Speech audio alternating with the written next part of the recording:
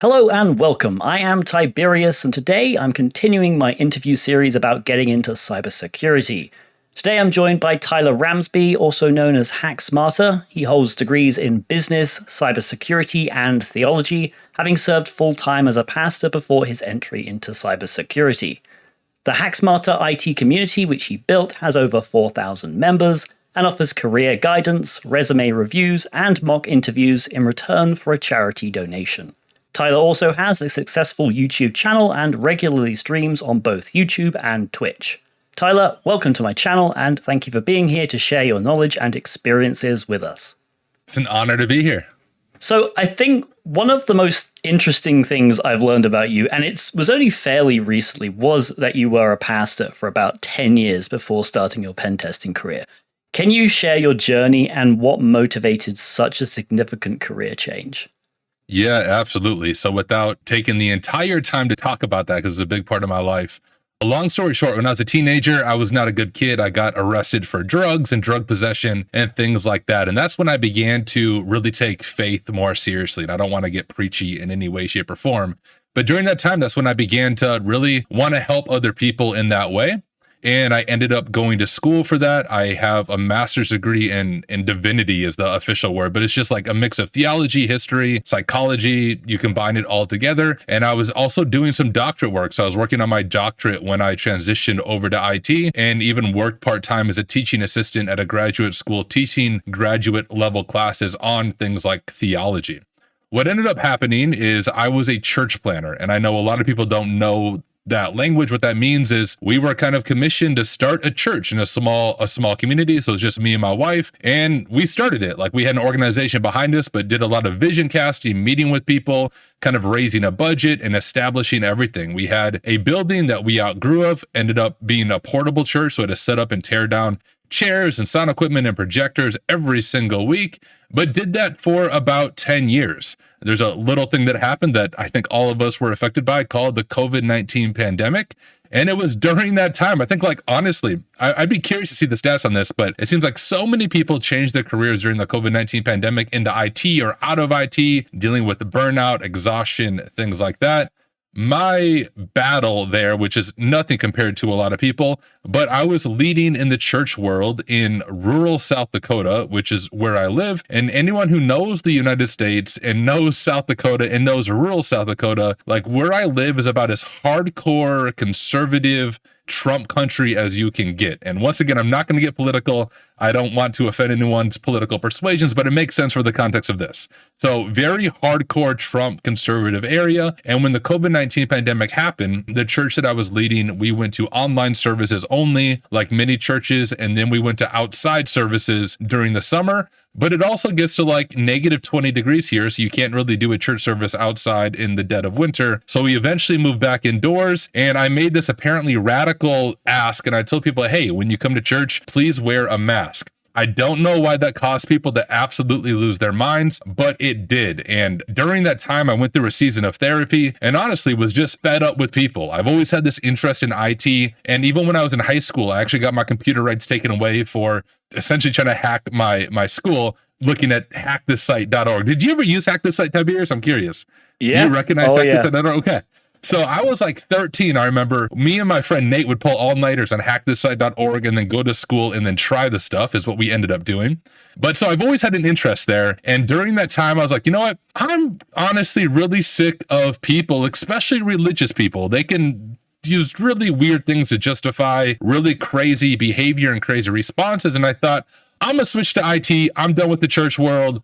Peace. And what I ended up doing, very busy season of life, but I was doing ministry full time, so leading the church. I went to WGU to get my bachelor's in cybersecurity because I just assumed I needed a degree, and I did that full time. But I also had education before that, so I only had to do the IT classes. So I knocked out my bachelor's degree in 7 months. But also during that, after about being in the program for 1 month, I got my first IT job. So I was working as IT support level 1 in person at an office about 30 minutes from where I live. So I was still working full-time in the church world, full-time in IT, and going to school full-time to get my degree and knock out all like your CompTIA certs that come with that. So that was my transition into IT. And that was only a few years ago. from IT support, I knew I wanted to be a pen tester, but honestly didn't see a way to get into pen testing. Like I said before, I live in rural South Dakota. We have more cows than we have people or computers. So it's not, I don't live where Black Hills InfoSec is. I'm on the wrong side of South Dakota where there's literally nothing. And I thought, hey, I used to be a pastor. I can talk into a camera. I'm comfortable with the microphone. Maybe I should start a YouTube channel and just share what I'm learning, share my background, and just potentially when a pen testing job comes up, I can tell them, hey, I know I have no experience, but look, I have this YouTube channel. I have all of these machines I've been working through. You can see my thought process live as I work through these machines. Just give me a shot. And that's why I started my YouTube channel, and it worked. So I have now been a pen tester for a little over 2 years. Started out as a junior pen tester. Now I'm a mid-level pen tester, but still very much a noob. Have so many things to learn, and I use YouTube and Discord and LinkedIn just to showcase what I'm learning and hopefully to encourage other people. So very long answer to a short question. Happy to dig down more than any of that, but in a very roundabout way, that's how I went from preaching to people to hacking computers, and it's worked out pretty well. That's awesome though, because I always say like, I kind of just went to college and then sort of stumbled into cybersecurity. And I always tell people like, you can't do it these days, but like you did, like, so like, so I'll have to stop telling people that. But yeah, that's cool. I didn't actually know you went like almost straight from basically pastoral ministry into cybersecurity. I thought maybe you had like even like a background in that. So that's kind of cool, man. Yeah, I jumped jobs a lot. So like, I guess I did one IT job. When I graduated high school, I was 18. I did like a summer internship. That was my only IT experience before then. But my goal, and this might be a lesson for people watching, is like this whole idea of loyalty to a company is silly to me, right? Because companies will fire you, cut you when it doesn't meet their bottom line. So going into the job field, my goal was I'm going to be a pen tester. If I have to hop jobs, I don't really care. So like my first IT support job, I was 5 months. I was working IT support level 1, and then a college reached out to me, which is actually where I got my business degree from, and said, hey, we heard you want to break into IT. We have a position open for an IT support manager. Do you want to come work here? And I was like, does it pay more? And it did by like 10,000. So I was like, all right, sweet. So I left my 5-month job, went over to that job. And while I was there, I got offered a position to do like MSP work as a manager to manage like cybersecurity services. I won't name the organization, but I accepted that job, but it was a terrible decision. I worked there for 2 days and then quit. So I almost left cyber altogether because it was such a bad experience for me. Called my previous job back and like begged for my job back at the college, and then left them to work at a credit union doing cybersecurity work, and then finally got into pen testing. But that was all over like a 1.5 year period. So I had a lot of job hopping that I was doing. But at the end of the day, they don't care about my family. They don't care financially how I'm doing. You really have to be selfish in that way and think about yourself. My goal was pen testing. I'm there now. I don't plan on jumping ship from my current company, but just some advice to other people who want to get in the field. Sometimes it takes throwing company loyalty out the window and just doing what is right for you in this season of life. Yeah, no, I 100% agree. I've ranted on stream so many times about company loyalty and how it like, yeah, maybe back in the day, you know, the 90s, it was the thing, but like, nah, it just isn't. Like the problem is they never, even if you're like going for like a completely selfish, like make as much money as possible, it makes no sense. You just don't get raises that way. But also it's, especially in cybersecurity, it just keeps things fresh, to be honest, just to switch. Like I've said it so many times on stream that like I pretty much never stay at a company more than 3 years. So, you know, I'm still getting hired. I guess maybe some companies are like, well, maybe he'll make an exception for us. Basically, all of the companies I've worked at for the last maybe 8 years. Yeah, I've like just, it's hit like the 3-year mark and I just started looking for a new position and found something that was better. So that's amazing. Absolutely.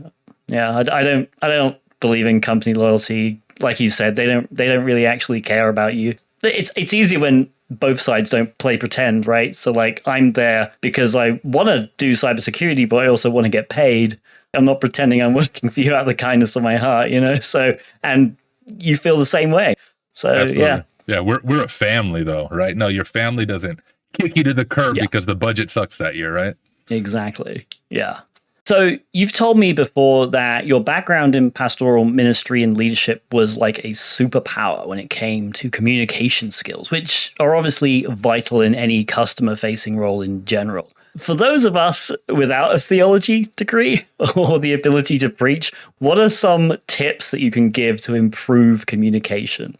The biggest thing, even for me personally, is I'm very much an introvert. So even when it comes to conversational skills, public speaking, it seems like it comes natural to me, but it only seems like it comes natural to me because I did it every single week for 10 years to a large groups of people. So a big part behind it is you can't get good at speaking to people or even having conversational skills without speaking to people and having conversations. So tip number one that I would give people is you just need to begin with where you're at and look for the opportunities that are around you.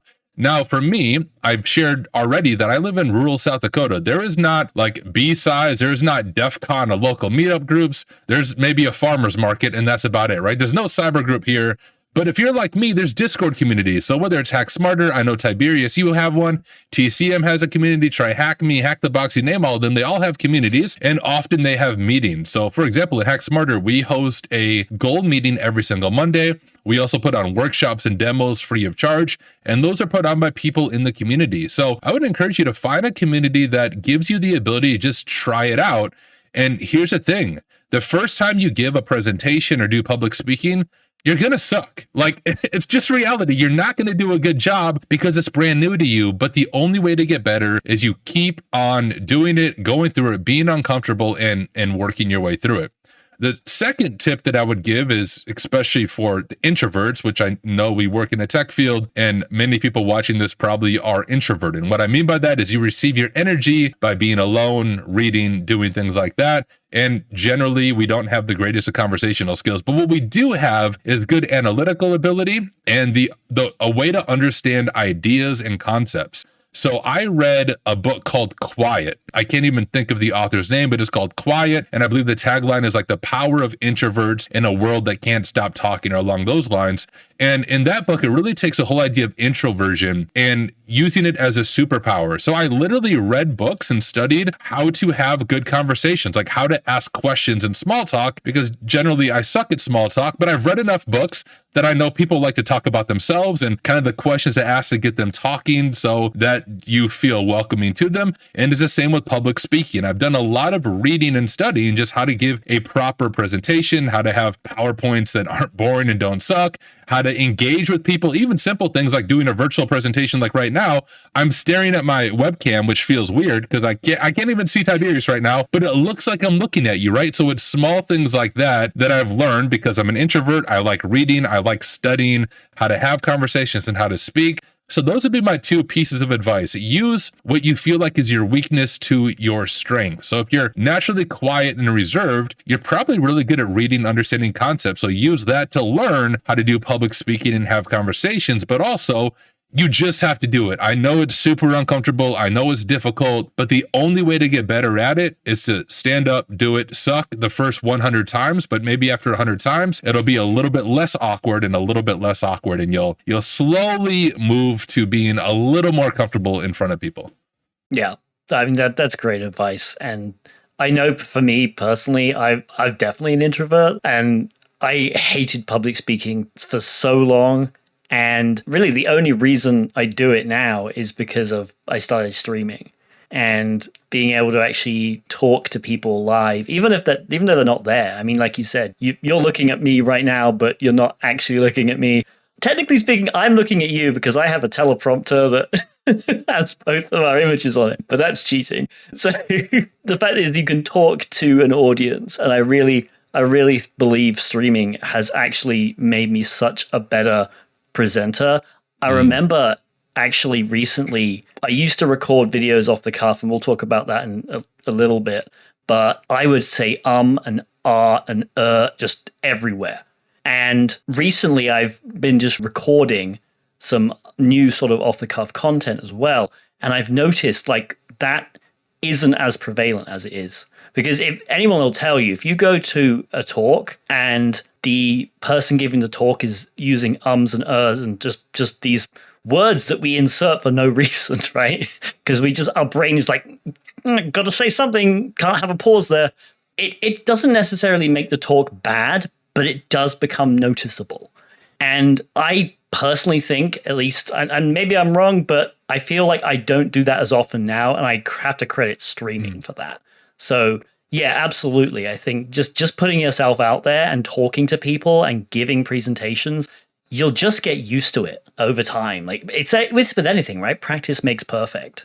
Spot on. And streaming is such a good way to do it as well, because you don't need that audience. I remember, at least for me, I'm guessing it was the same for you, but I think you had some more fame, if you want to call it, the auto recon and some of the other things you did. But when I started streaming, dude, I remember for the first like 6 months, it was one viewer and it was me like on my smartphone making sure the stream didn't suck. But I would pretend like, hey, everybody, welcome back to my stream, knowing full well there's no one on the other side of the screen. But you fake it till you make it, and you're forced to do that. And if you can talk to a camera, you can talk to an audience in person. And in some ways it's easier because you can actually see people and see their reactions, good or bad, to the conversation. But yeah, that's spot on with streaming. That's great advice.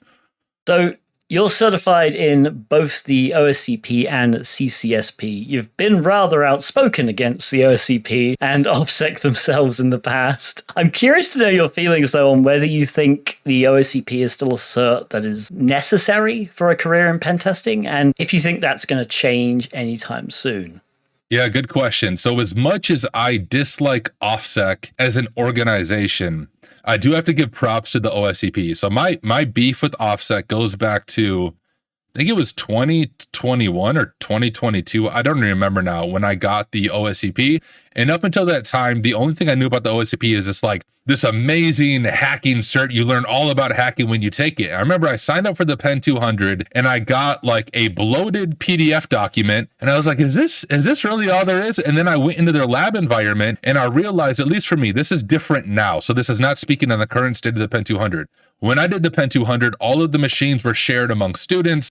All of like the challenge stuff was shared among students. And I remember attending one of the OffSec office hours and I said, look, guys, I paid $1,500 out of my own pocket for 90 days of lab access, and you gave me a bloated PDF in a shared lab environment with machines that randomly break, and then the response is try harder. And I just said, like, what is your response to this? How does this make any sense? Where on Hack the Box or TryHackMe, I can get my own personal instance far cheaper, far less buggy. And one of the OffSec mods said, well, it's more realistic to the real world. Like, what the frick are you talking about? When I'm doing a pen test right now, there's not other pen testers on the machine, like breaking my exploit and uploading exploits to break the context of the machine. That's a terrible non-answer. So I had some beef with OffSec back then, and then I just stopped doing their stuff. I didn't want to do their labs, didn't want to do their training, and just kind of ghosted all of that. I did some TCM stuff, some Hack the Box, some TryHackMe, and then I took the OSCP, passed it on my first attempt, which I was really hoping I could, because if I fail and then trash talk the OSCP, I just look like a sore loser. But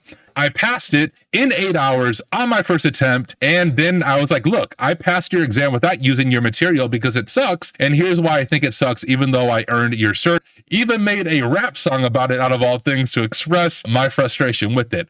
That said, the actual exam, I thoroughly enjoyed it. And that's what I try to differentiate between their training and the exam. And what I've heard about OffSec now is the training is much better. The bonus, well, there's no longer bonus points, which I didn't obviously have bonus points because I didn't do their lab stuff anyways. But I've heard it's much better now than it was when I went through it. So I'll give OffSec kudos for that. But the exam I really enjoyed. The exam was not buggy for me at all. I didn't have to revert machines like other people had to. Thoroughly enjoyed the exam experience. And the OSCP still is, hands down, the best way to get into pen testing. It has HR recognition. It's significantly better than things like the CEH or even like the Pentest Plus, which I also have through CompTIA, which is a multiple choice exam. So I still do recommend the OSCP for those who want to get into the field. As far as the future, I think OSCP is beginning to face some stiffer competition from like Hack the Box with their CPTS. Much harder exam, much more realistic exam. You, of course, have the PMPT through TCM security. Same thing, a little more realistic on the Active Directory. You have to do a debrief at the end. And I saw on a Reddit AMA thread with one of the TryHackMe founders that TryHackMe is planning on coming out with a hands-on certification exam sometime in 2025. So I think the competition is going to get more, but I also think the competition has helped OffSec. They have made Active Directory a little bit better. They, of course, have the OSCP Plus. You and I have both given our thoughts on that. So I don't know. I think when people say OffSec is going to die, It might be their anger speaking before their logic. I think OffSec is still going to be a major player in the game, but I do think and I do hope that HR and other organizations are going to look at certs by Hack the Box and TCM a little closely compared to the OSCP. Those are my thoughts. I'm sure even answering that, I made at least both sides equally angry. So if you're mad about what I said, hey, let me know in a comment and I'll just ignore it because I don't care. Awesome. I'll also link to the rap video down below as well. Please do. Please do. It's a very good rap video. So you also, fun fact, have 9 CVEs to your name. What's your method for approaching CVE hunting as a complete beginner? Like just getting into it. And do you believe it can really help newcomers get into the field? Yeah, good question. When it comes to CVEs, I think a lot of people approach it like bug bounty. And I've always pictured CVEs as being a step up from bug bounty. So when I first got into the field, I knew about CVEs and 0 days, and I assumed I'm never going to get one. That's for like the super elite hackers who can like reverse engineer some crazy program and find some flaws that they write a custom exploit for, and then they get RCE and sell it to a ransomware group or something to make millions of dollars. I can't do that. I'm never going to be able to get a CVE. I spent 10 years as a pastor. I'm not as technical as some of the other people who have grown up in their basement. I just moved down to my basement now. So not as hackerish as some of those other people. But what I learned is CVEs are actually easier than bug bounty and honestly easier than a lot of CTF. So here's how I have approach the CVE process. There's a website called Docker Hub, and with Docker Hub, you can spin up Docker containers of random software. And I try to treat Docker Hub kind of like VulnHub. So I know a lot of people watching this know about VulnHub. VulnHub is still around, but it's a platform where you can download virtual machines and then you can hack on it. So it's kind of before the cloud hosted stuff, you host it locally and you hack the machines. And that's kind of what Docker Hub is like. You can download open source software as a Docker container locally, and then you can dig into it and see what vulnerabilities you can find. But the cool thing about Docker Hub and open source software is open source implies the code is also available. So you can look at GitHub, you can do code review, you can use some automated programs like Sneak to see if you can find any bugs and then trace it back out to the output from sync to source and do all of that work. But I know even as I say that, it's a little intimidating to a beginner. So for those of you watching this, brand new to CVEs, maybe brand new to the bug bounty process, here would be my recommendation. Number 1, focus on web app skills. Tiberius is an amazing resource for that, does a lot of web app stuff, but you can look at TryHackMe. TryHackMe just released a web app pen testing path that I think 96% through. And I think that might be one of the most affordable places to start. Otherwise, PortSwigger is free. And honestly, PortSwigger is arguably the best resource around. I've done both TryHackMe and Hack the Box. And what I've noticed is James Kettle over at PortSwigger, everybody just kind of looks to his work and tries to copy it and explain his research. But often the best way to get his research is to go directly to him in PortSwigger. So PortSwigger Academy is another great place to start. It's free. The only exception is there's some labs on PortSwigger Academy that you need Burp Suite Pro just to complete the lab. But hey, even if you don't have that, there's other ways like Turbo Intruder and some Python stuff that you can do.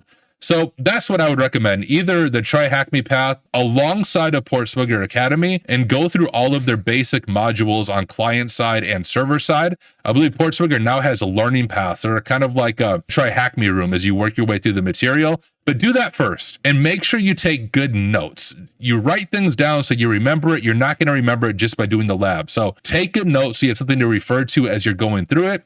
And then target some open source software. What I try to look for is 1, can you spin it up with Docker? Docker is just an easy way to spin up programs. You don't have to spend a whole lot of time configuring things. It's usually 1 or 2 commands and you have that software running locally on your computer so you can dig into it. Number 2, I want to find software that's open source because I want to be able to see the code so I can review the code base and see if there's anything looking at it statically that I may not see doing dynamic testing. And number 3, I try to find software that has at least 1 prior CVE. If it doesn't have a CVE and you reach out to the developers, they might just feel lost and have no idea what you're talking about. But if it has a prior CVE and you reach out to them, they at least know the language that you're talking. And maybe finally find software that people actually use.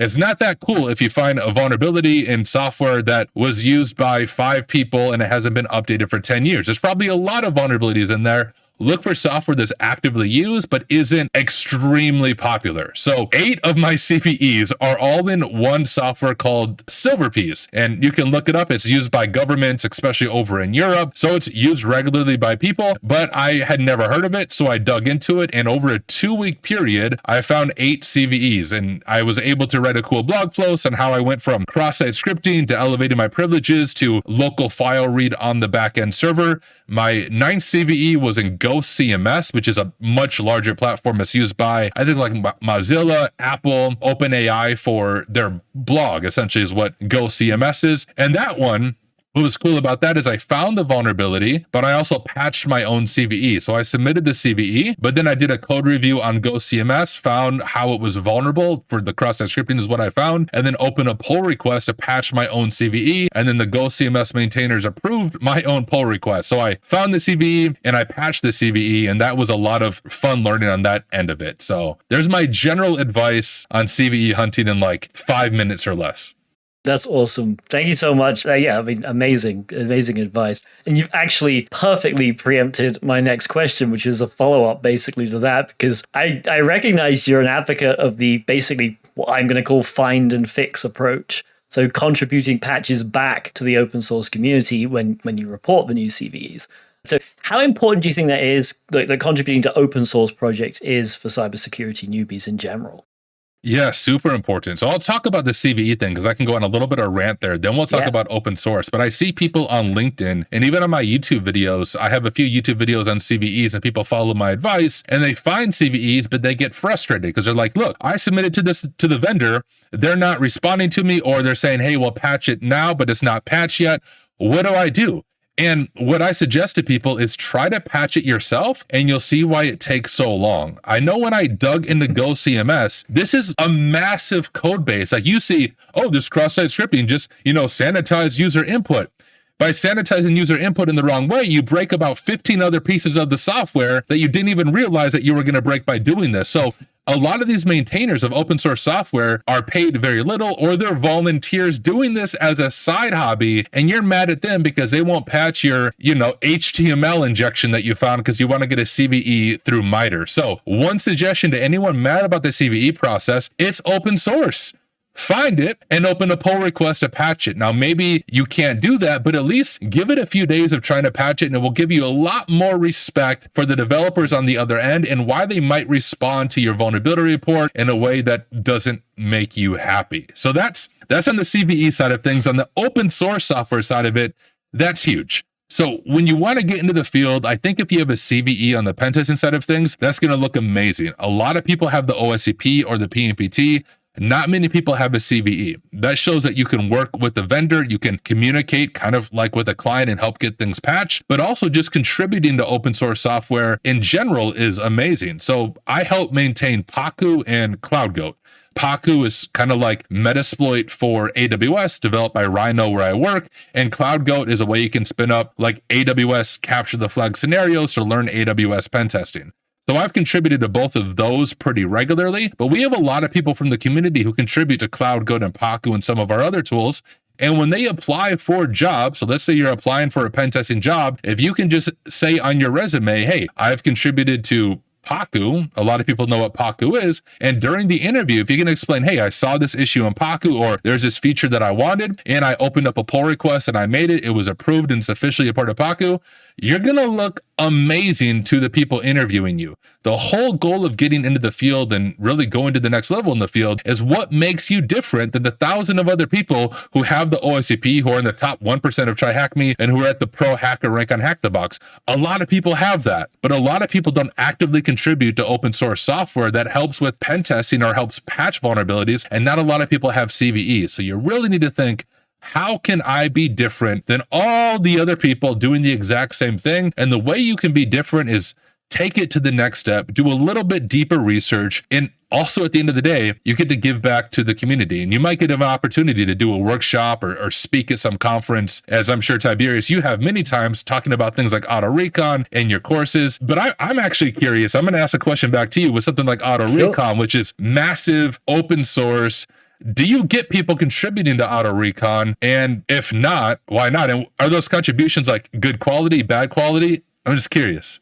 I've had a few people contribute, and the ones that do are mostly fine. So the issue I've run into in the past is I've had some really weird contributions where I had someone submit a PR once, which like literally renamed the tool, and I was like, "What? No." This is my tool, and then I rejected it. And he was like, "Well, I'm going to fork it and make my own anyway." And I'm like, "That's fine. That's how it works. Like, you don't get to like rename my tool and submit a PR back to me. Like, no." But I have definitely had some people submit pull requests for specific plugins because I created an entire plugin system for Auto Recon for the second version anyway, just to make it a little easier for people to contribute stuff.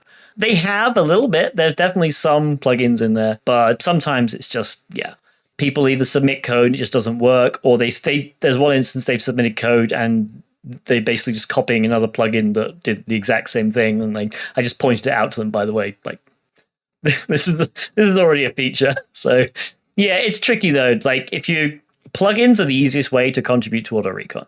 Honestly, I wrote documentation on it. They're super simple. You can basically almost copy one of the plugins that already exists and just change a few things and make sure the name is unique and change the command that's being run. But yeah, it's mostly pretty easy. But I feel like in a lot of cases, Auto Recon is, like you said, is already quite big, so it does cover quite a lot of recon anyway. That makes sense. And one thing you mentioned I didn't even consider, but would be a helpful thing for people to do. I know when it comes to like submitting code, that can be intimidating, but documentation is another thing. That's something you mentioned for Auto Recon in the beginning, but even looking at a lot of the tools by Rhino where I work, we could use an update in documentation that we just do not have the time or resources to do because we're pen testers and we do that very much on the side. So that'd be a good project for people. Find some open source software that maybe isn't well documented and just open a pull request that provides some better documentation. That is still a contribution to open source software, and you don't even need to know how to code to help with documentation. And it's, once again, you can add that to your resume that you contributed to Paku or whatever the big tool is that you want to contribute to, CloudFox, some of these other tools, and you did the documentation, and that's super helpful for people as well. So didn't even consider that. So thank you for mentioning the documentation part of it. Yeah, no problem. And like, especially organizations like OWASP as well, all of their documentation is in a GitHub repository. So you can submit PRs to that if you find, web stuff is being updated all the time. Like there are bound to be areas of the OWASP pen testing manual and just the cheat sheets that they have that are slightly out of date or don't mention a specific new type of mitigation technique. So yeah, you can submit pull requests for those as well. The sky's the limit, really. If you just want documentation, there is not ever going to be a person who turns around and says, "Nah, sorry, we don't want more documentation on this feature." Absolutely. So you've spoken about community a lot, and obviously the Hack Smarter community is something you're clearly very proud of creating. Can you tell my viewers how it works and any success stories you've heard and plans for the future? Yeah, so Hack Smarter started with me and my friend Nate. I mentioned him earlier. We hack stuff in high school. He also works at Rhino with me. So we've been hacking together since we were little teenagers in school getting in trouble. But he and I, when we both wanted to become pen testers, I was working IT support. He was also doing some support type role at his IT software job. But we both have been wanting to get the OSCP, but we always had this thing where we get pumped up about the OSCP for like a month, might do some boxes from TJ Knowles' list, and then life gets in the way. We're both married, we both have kids, so life just gets busy, and we would stop doing that. So I said, yo, Nate, let's meet, dude, like every Monday night, let's meet on Facebook video, I think is what we started with, and just ask each other, hey, what did you study this past week? What is your learning goal for this upcoming week? And we started that. We invited some other people to join us that we knew, and that's what eventually became the Hack Smarter community. We moved to Discord because it's hard to have a bunch of people in a Facebook chat, and now we have 6,000 people in our little study group that we started, and the core of it is still those Monday night meetings. So in Hack Smarter, the main things that we offer that I think makes us different than most Discord communities is, number one, there are no paywalls. Nothing is behind a paywall. All of our resources are free, or on our career coaching, donate to whatever charity you want, and that's all you have to do to sign up for career coaching. But there's no paywalls. I make no money from the community. The community costs me more money than I've ever made back from the community. So Hack Smarter, there's no paywalls. My content, my teaching, there's no paywalls behind any of it. So that's a little bit different than other communities. The second thing is we do a weekly meeting every Monday night at 8 p.m. Central Standard Time. We do the same thing me and my friend Nate started with. Now there's sometimes 15, 20, 30 people, and we ask that same question. We kind of go around the virtual meeting. We ask people, hey, what did you accomplish this past week? And what are your learning goals for this upcoming week? And we encourage people to write them down and drop them in our weekly goals channel, because if you say you're going to do something, it's even better to put it into writing, because then you can look at it objectively a week later and answer the question, did I accomplish my goals? And if not, what changes do I need to make to my schedule or my discipline so I can accomplish my goals? So we have that. We have study groups for many of the major organizations. So we have a study group that meets every week for OffSec certs. We have an informal study group for TCM certs, for Port Swigger, and for Hack the Box. So we have all these study groups going on for these certs that anyone and everyone is welcome to join. We also have a CTF team. So we have a CTF team that participates in basically all of the major CTFs and all the Hack the Box season stuff. We have a private channel for that. As people are working on CTFs, they can share knowledge with each other. But here's what's different about our CTF team is it's very much noob friendly. You don't even have to know what you're doing to be part of our CTF team. We don't care about winning, but we were in the top 10 of a few different CTFs. I think we finished Hack the Boxes at like place number 18. So we have done decent in the CTFs, but anyone's welcome to join. We don't have like a tryout you have to do. You can be as noob as you want, and you're welcome to be part of the Hack Smarter CTF team. The goal is not to win. The goal is to learn from one another and learn through the different CTFs that we do. And those would be the main things that set apart our community. One final kind of culture thing for our community is a lot of offensive security Discord groups when it comes down hacking has very much an elitist mentality, at least from my experience. And I remember feeling this way when I was brand new to the field, that if you ask the wrong question, you don't ask the question the right way, you have some person who, never goes outside and touches grass, but knows everything about programming and hacking, just like telling you all the reasons that you're wrong and you're never going to make it in this field. So we shut that down in Hack Smarter. It is as noob friendly as it can get. And anyone with that elitist mentality, they get banned quickly. So they just don't exist in Hack Smarter. So I really think it's a safe, welcoming, inclusive, friendly community. Regardless of your background or your experience, you'll fit in. Unless you're arrogant, then you have a big ego, you won't fit in. I'll ban you, and you can go join 1,000 other Discord communities that applaud that behavior. But that's the one thing we don't put up with in the Hack Smarter community. That's great, man. Yeah, that sounds really good. Especially opening CTF teams to complete newcomers, because I feel like you'll learn stuff just by hanging out in the Discord, like the voice chat calls, asking questions. Like always be asking questions is my motto, I think. Oh, good. Yeah, it's spot on. So you mentioned sort of obviously that the server is free. There are a few things which require a donation, but I think you're quite unique in terms of content creation in general, because you don't have sponsors. You're not actively seeking monetary compensation for stuff like career coaching that you provide. I'm interested in your views on certain cybersecurity boot camps that can potentially charge several $1,000s for, a few months of work. Yes. All right. I'll get myself in trouble with some people, but the people I offend here, I don't care that I offend them. So the one thing that we do that I didn't mention fully is career coaching.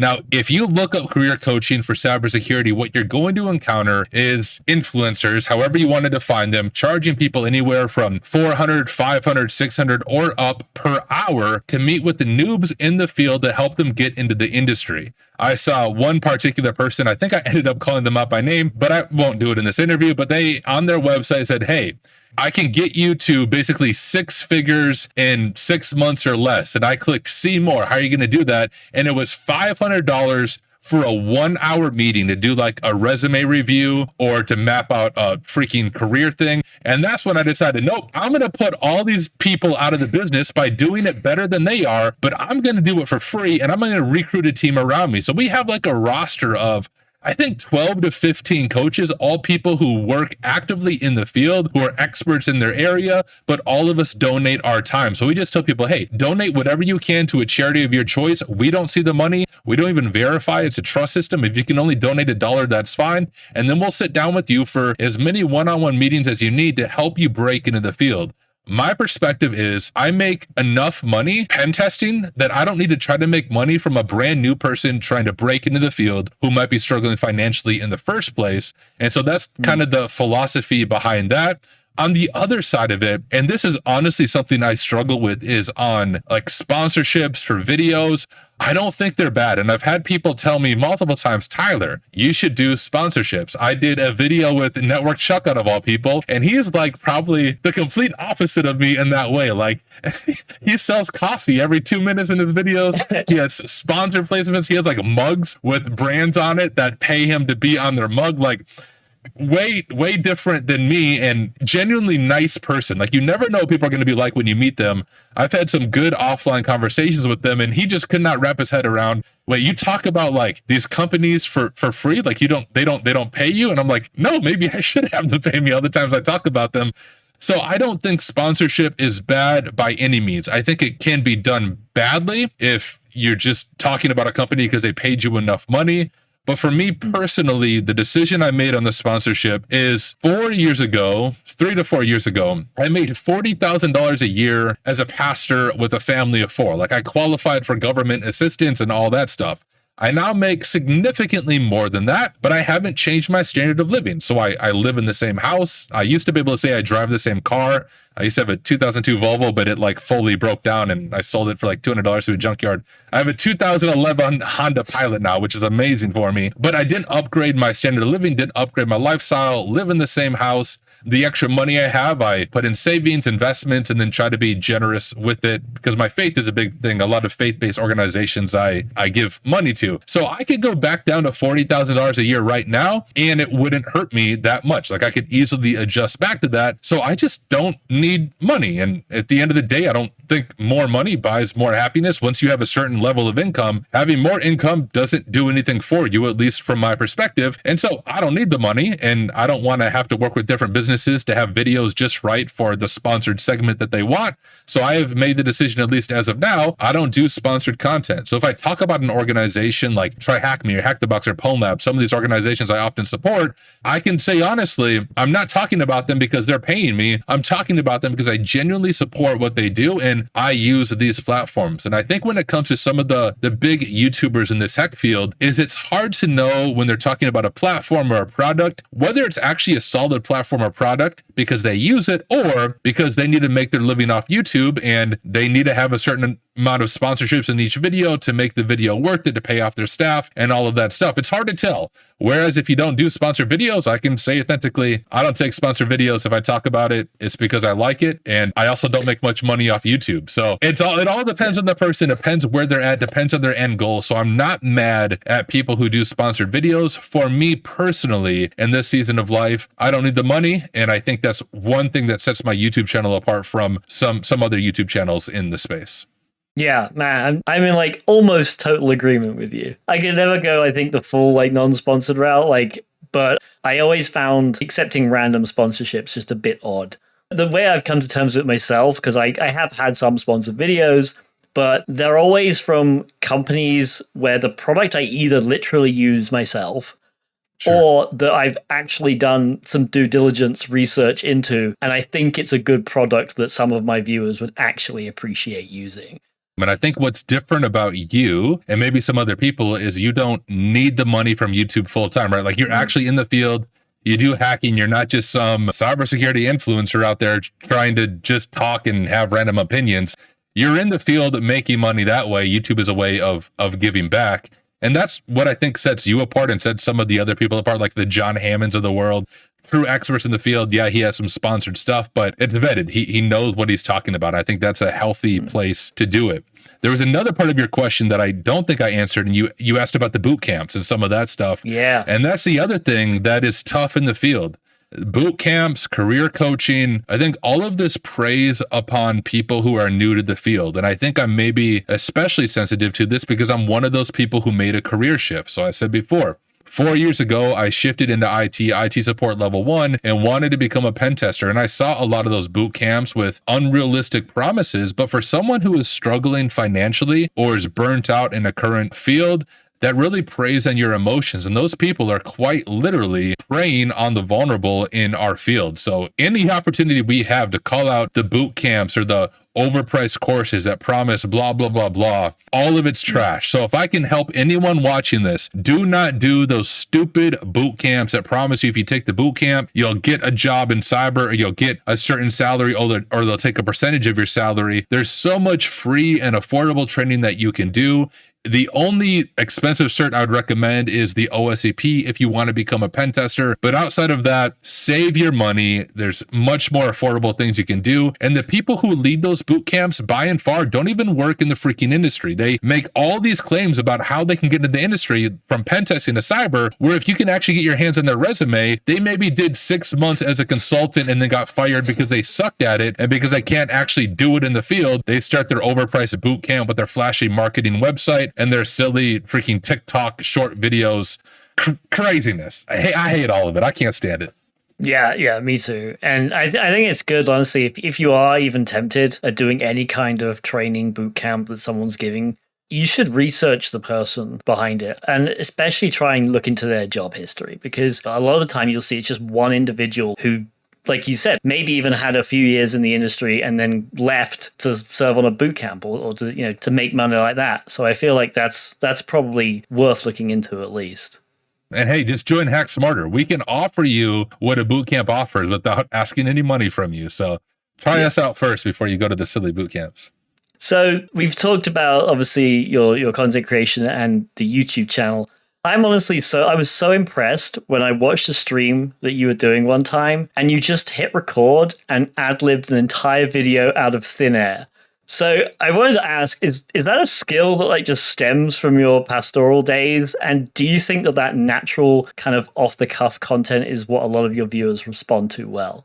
There's a couple of questions there. Number one, is it natural? It's natural for me, but I would suggest to people, don't try to do it if it doesn't come natural to you. So the reason I do off-the-cuff videos is, one, I think I'm just decent at it because I've done a lot of public speaking. So I usually plan the first sentence of my video, like the first sentence of the intro, and I wing the rest of it and hope it turns out well because I suck at video editing. And then I maybe do some very minor editing to it, but generally my standalone videos I make during my live stream just due to time constraints. So I want to live stream, but I also want standalone videos, but I also work full time, have 2 young kids, have kids activities in the evening. So I don't have a bunch of extra time to make standalone videos in addition to live streams, in addition to editing. So I do the live stream and I picture it kind of like if you've ever attended the Wheel of Fortune. I've attended that show before. You sit through like 6 episodes and you're supposed to pretend like it's going on right there. They tell you when to clap, but they film all these episodes during the live thing and then they release them as standalone episodes on TV. And that's kind of what Hack Smarter Live is like. There's some segments where I just talk to the viewers who are watching live, but then other segments, someone will ask a question. Like in my stream last night, someone said, "Hey, Tyler, what are your thoughts on Security X from CompTIA?" And I said, "Hey, that's a good question for a standalone video. Before I answer it, let me hit record." And I hit record. I was like, "Hey, let's talk about CompTIA Security X." I pulled it up, gave my initial reaction, and just shot a quick standalone video. So all of my standalone videos are a direct result of questions people ask me on live stream. And the benefit of that is I'm only answering questions that people are actually asking. I'm not just making it up, wondering what people are asking. I'm literally being asked the question right there and then. So I make a video about it. As far as how I'm able to do it off the cuff, a lot of it is being a pastor and doing public speaking for 10 years. But even back in high school, I was in speech. So I actually got close to winning a few speech competitions in high school. So I've always done public speaking from the time I was about 16, 17, 18. And then, of course, in ministry, speaking at different public events. So I can wing most presentations somewhat well. And I also think it comes off as more natural for me. But all of that is descriptive and not prescriptive. And what I mean by that is I have this issue myself when I watch a content creator like a John Hammond, for example, who's just a wizard at everything. I watch him, but if I try to be him, I fail, right? It shouldn't be prescriptive. You have to be your own person. Instead, it's descriptive. Learn from their techniques, learn from how they do it, but figure out a way to do it on your own. So if you want to make videos, you don't have to do off the cuff stuff. Your style is going to be different than my style. Find your own style and work with it. The second part of your question is, does my audience respond to those off the cuff videos? I hope so. And I think so. I think what people like about my videos is the authenticity and just the fact that I'm not speaking through a highly edited video. There's pauses, things like that. I think it comes off as natural, but also that might just be me selfishly saying that because I suck at video editing. Like legit, if I was better at video editing, I would make more edited and polished videos. I'm just terrible at it. I can do music production. I can't do video production. Like I use Microsoft Clipchamp from an Ubuntu machine, which doesn't even freaking make sense because Microsoft Clipchamp is like a Windows 11 software, but I sideloaded into Ubuntu and that's how I edit most of my videos. Like it's such a ghetto and terrible process. That's why my videos are off the cuff. Hopefully that answers your question. That's awesome. Do you use Wine to edit? No. Is that how you're doing it? Maybe I should use Windows Movie Maker if it was still a thing. That was the best video editing thing ever. But no, Clipchamp, if you do it right, you can install it as like a desktop app. You just have to use Microsoft Edge. So I need to open Microsoft Edge for my Ubuntu OS to use Clipchamp in order to edit my videos. So you can see why I don't do much video editing. I wasn't even aware you could install Edge on Ubuntu. You can, trust me, and you can use Clipchamp as well on Ubuntu. Where there's a will, there's a way. Continuing on with the questions. I know you're involved with TryHackMe. You created, I think, about 4 videos for the recent Advent of Cyber event. How much do you recommend platforms like TryHackMe to newcomers in the industry? Yeah, TryHackMe is the place I recommend people to start because it's the most beginner friendly from my experience. So they have their new Cybersecurity 101 path. They recently launched that, I think, roughly 6 months ago. And the Cybersecurity 101 path really takes someone from basic fundamentals up until you're going to be in a more comfortable spot to pursue web app pen testing or network pen testing, whatever you want to do. So I recommend anyone who wants to get started, start with TryHackMe and start with the free plan. And with the free plan, you get access to a bunch of rooms, a bunch of modules. It doesn't cost you any money and begin there. Once you get a little more comfortable, you can switch over to Hack the Box or VulnLab is a platform I've been using recently. That's a little more advanced, a little more difficult, but then you learn by doing. Another thing I recommend after doing some TryHackMe is Hack the Box Academy. Their payment system is super confusing to understand, but if you have a .edu email, you can get a sub for like $8 a month, and it unlocks everything up to tier 2. That includes their pentester path and their bug bounty path and their blue team path going off of memory. So that's what I would recommend. Do TryHackMe, and then it depends on what you want to do. If you want to do web app stuff, which is what I recommend as a means of getting into the industry, also check out PortSwigger. We talked about them a little bit earlier, but PortSwigger is a truly underrated resource. TryHackMe, Hack the Box, and some of these other platforms, they look at PortSwigger, they study their research in their labs, and they try to make it on their own platform, which is cool, but just go straight to PortSwigger. Their research is amazing, their labs are super well done, and they cover web app stuff better than any other platform I've seen, and it doesn't cost you anything. Like literally, make a free account, you have access to all their labs, all their academy. It is hands down one of the best resources for web apps in particular. Yeah, people know I'm a complete PortSwigger shill, but yeah, I agree. Honestly, like their platform is amazing, and they have like entire teams at PortSwigger working round the clock on just producing content and creating new labs, which is insane to think about because they don't make any money off of it. Even the exam that is based on the labs is like $100 for the exam. I mean, you have to have a copy of Burp Suite Pro as well, so I guess technically, but $100 for an exam is honestly a really ridiculously good deal. So yeah.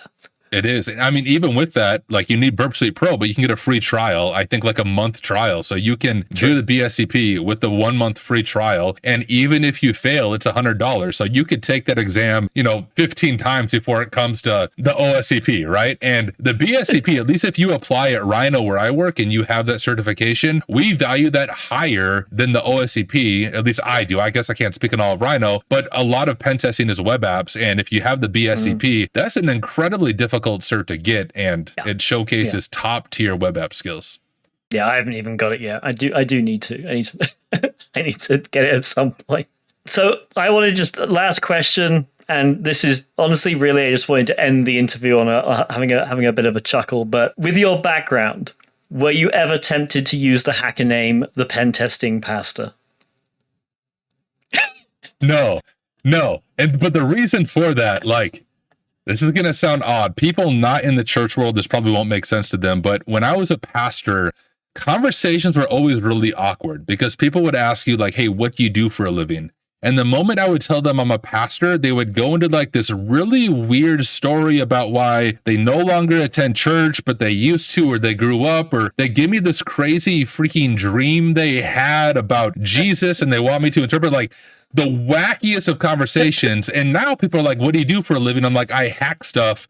And honestly, the conversation usually shuts down because they don't know what I mean because I live in rural South Dakota and they think I'm a criminal. I've actually had to tell people before when I say like I hack stuff for a living, they're like, do you just tell people that? And I was like, no, let me explain. Like I do it like I'm an ethical hacker. And they're like, yeah, but isn't that illegal? I'm like, no. Like this is a career. I'm so much happier now that I can say, hey, I hack stuff for a living. And then I don't have to get into people's weird spiritual journeys with some like Jesus they interpreted in their bowl of soup they were eating that morning. Like crazy stuff. I'm happy not to deal with that. But if my name was the Pentesting Pastor, I guarantee like at DEF CON, someone after they've had like 6 drinks is going to come up to me and confess to me their sins and ask me questions that are just crazy. So that's why I don't use that title. That's fair. All right. Fair enough. Well, Tyler, thank you so much for joining me for this interview. It was absolutely wonderful to have you. How can people find you online? Yeah, so if you go to hacksmarter.org, that's probably the easiest way. That is our website. It's like a fake looking terminal, but you can cat discord.tech to get our Discord. You can get my streaming schedule from there. You can find my YouTube and stuff there. You can find me on LinkedIn, just Tyler Ramsbey, but I will say on LinkedIn, I have, 3,000 or so requests. So I'm not going to add you on LinkedIn. So don't add me on LinkedIn. But if you DM me on Discord, I do respond to Discord messages. So reach out to me on Discord, YouTube. That'd be the best way to get a hold of me. Awesome, man. Well, again, thank you so much for coming on the interview series. And I wish you the best for the future. Thank you.